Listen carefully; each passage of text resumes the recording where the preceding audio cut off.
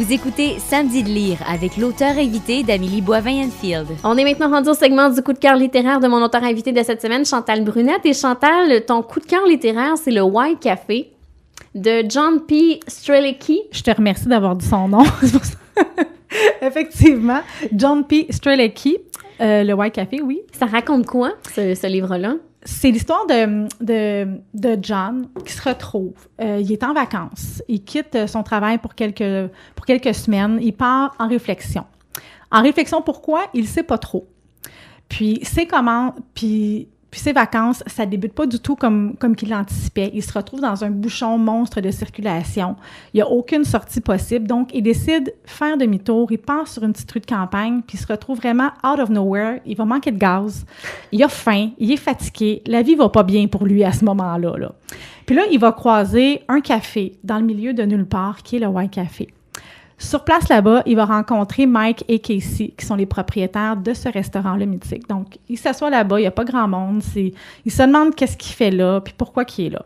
Puis sur le menu du restaurant, la première question qui est posée, c'est « Pourquoi êtes-vous ici? » Donc lui, c'est sûr que la première chose, au premier degré, ce qu'il va se dire, bien, je suis là parce que je suis perdu, que j'ai besoin de manger, puis je veux trouver quelque chose. Mais finalement, en discutant avec avec Mike et Casey, il va se rendre compte que finalement, c'est plus une question au terme plus large de pourquoi suis-je ici? Donc, il se met à se questionner un peu sur ce qu'il fait, sur dans la vie. Puis, je trouve que c'est une très, très belle leçon, le White Café, pour toute personne qui se questionne un peu pour trouver un sens à ce qu'il fait. Puis moi, bien, personnellement, c'est un roman que j'ai lu quand que j'écrivais mon tome 1. Avant même que j'aie trouvé là, mon éditeur, avant même que je sois vraiment là, dans des démarches concrètement pour être publié. Puis j'ai vraiment eu comme l'impression d'être sur mon X, que ce qui décrivait comme être sa raison d'être un peu, je me sentais comme ça, moi, quand que j'écris. Puis je me disais... Je trouve qu'il y a des belles leçons de vie là-dedans, puis c'est bien romancé, c'est facile à lire, ça se lit en 1 heure ou 2 maximum. Puis c'est ça, puis je pense que qu'est-ce que j'ai retenu, c'est que quand on aime quelque chose, c'est important de consacrer le temps à cette activité-là qu'on aime. Tu sais, c'est pas comme en se disant « je veux courir comme un marathon », si tu cours pas 5 fois par semaine, ben tu y arriveras pas à le faire, là, ton marathon. Donc moi, c'était « je veux écrire, je veux être publié », donc ce que je dois faire, c'est écrire, puis continuer d'écrire et de réécrire. Donc c'est un roman, je trouve, qui est très, très, très inspirant à tous les niveaux, à tous les niveaux, qui peut être interprété de différentes façons par la lecteur ou la lectrice. C'est ça, il faut mettre du temps dans son horaire pour faire vraiment ce qu'on veut faire. Exactement. C'est important de prendre le temps de pouvoir le faire parce que sinon, tu sais, que tu as beau dire je veux être auteur, si tu lis pas et que tu n'écris pas, bien, c'est sûr et certain que c'est pas très réaliste de vouloir faire ça. Donc c'est ça. Moi, j'ai jamais lu le White Café, mais ça me faisait penser à quelqu'un, je pense que c'est en croissance personnelle ou quelque chose, quand on arrive à une embûche, il faut se poser les 6 pourquoi.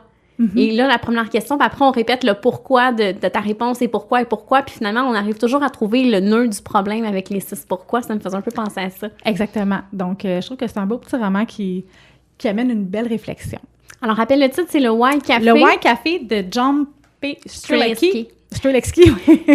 Et là, on va parler de chick-lit québécoise, parce que tu es quelqu'un qui aime beaucoup lire la chick-lit. J'adore la chick-lit québécoise. On a d'excellentes auteurs ici. Vraiment, là, je trouve qu'on n'a rien à envier aux auteurs anglophones, que ce soit là, de Londres ou des États-Unis. Là, vraiment, on a des très, très bonnes auteurs chick-lit ici. Et une que tu aimes beaucoup, c'est Stéphanie Bourgault-Dallaire avec le date coaching. Oui, Abigail et le date coaching. Vraiment un coup de cœur. Elle a une belle plume. Elle aussi, c'est un personnage qui se pose beaucoup de questions, voire un peu trop.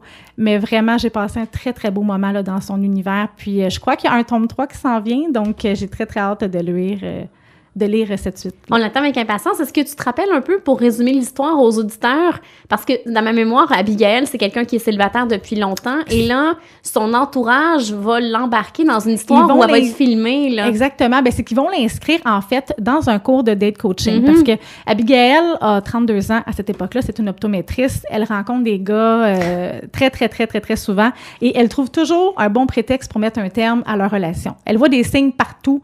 Donc, elle analyse, « Ah non, je suis pas due pour être avec lui, c'est pour ça que je vais mettre un terme. » Donc, c'est sa famille, c'est sa mère et ses sœurs qui vont vraiment l'inscrire sans qu'elle le sache, à un cours de date coaching.